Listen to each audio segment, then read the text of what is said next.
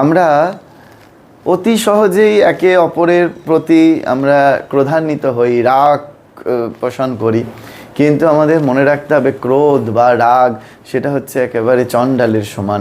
তো আমরা যেন ওই রাগ না করি। তাহলে বুঝতে হবে কি, আমি যার ওপর রাগ করছি সে তো আমার সেই রোষানলের মধ্যে পড়ছে, কিন্তু সেই আগুনটা আমি আপনি কিন্তু আগে আমরা নিজের মধ্যে জ্বালছি, আগে আমরা নিজেকে শেষ করছি, নিজেকে পোড়াচ্ছি, তারপর অপরকে পোড়াচ্ছি। তো সেই জন্য যতটা সম্ভব আমাদের চেষ্টা করা উচিত যে অপরের প্রতি কোনো রাগ নয়, হ্যাঁ, কোনো ক্রোধ পোষণ করা নয়, হ্যাঁ, সকলকে নিয়ে চলা, সকলকে নিয়ে সহাবস্থান। এই যে মা দুর্গা পূজা হচ্ছে, মা দুর্গার প্রতিমার মধ্যেই খেচর, ভূচর, জলচর সমস্ত একেবারে প্রাণীর সমাগম একসঙ্গে।